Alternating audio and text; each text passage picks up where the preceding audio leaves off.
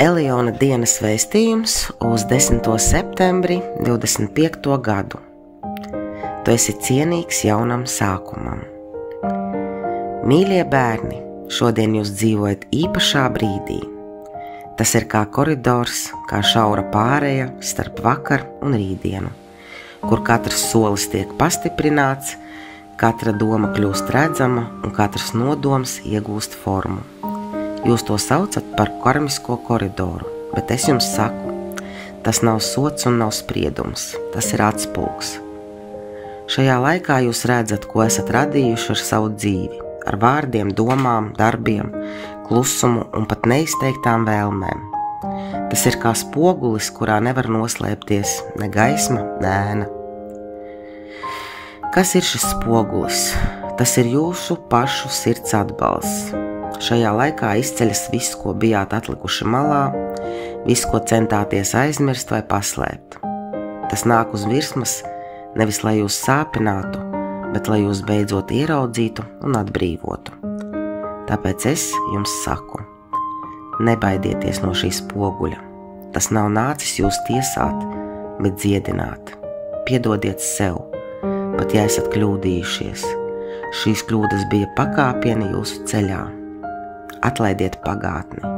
Jūs neesat jūsu kļūdas, jūs esat gaisma, kas mācījās caur tām.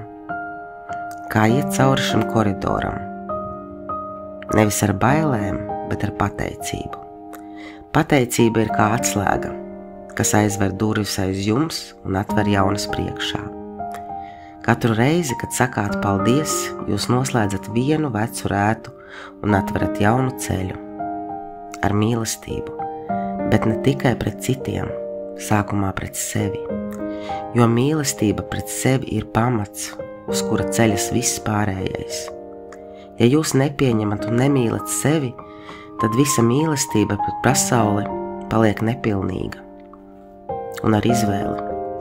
Jūs neesat upuri, jūs neesat apstākļu rotaļlietas, jūs esat radītāji. Jūsu šodienas domas rada rītdienas realitāti.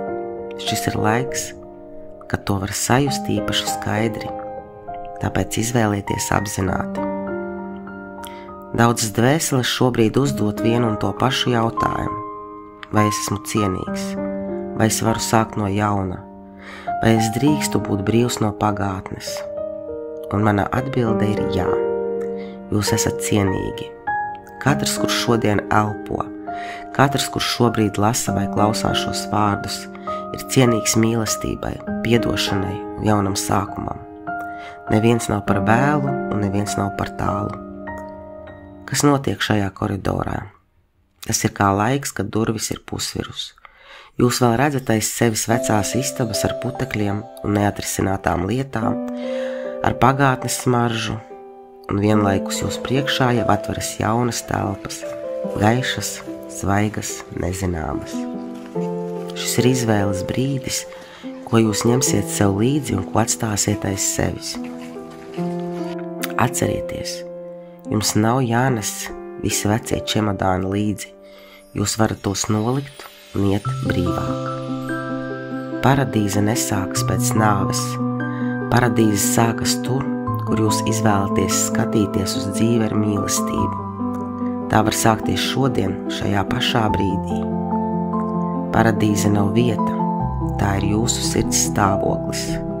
Kad jūs sakāt, es pieņemu sevi, es pieņemu citus, es esmu pateicīgs, jūs jau dzīvojat paradīzē. Ko darīt šodien? Atrodiet mirkli klusumā un pasakiet sev.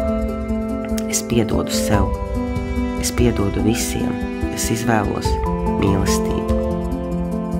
Atvēliet laiku pateicībai, pat ja tā ir par mazām lietām, par sauli, par elpu, par iespēju būt šeit. Un uzrakstiet vai pasakiet skaļi vienu vēlmi, tīru no sirds, ne no bailēm. Šis ir laiks, kad jūsu vēlmes ātri atrod ceļu uz piepildījumu. Atcerieties, mīļie bērni, jūs esat ceļinieki, bet jūs nekad neejat vieni. Es eju ar jums katru soli. Jūs mani varat saukt vārdā vai klusumā, es vienmēr būšu klāt. Šodienas vēsts ir šī: atlaid pagātni, jo tā jau ir izdzīvota, dzīvo tagadni, jo tajā mājo es, un ej nākotnē ar vieglu sirdi, jo es esmu tavs ceļš. Ar mīlestību un elpu Elions caur Inesi.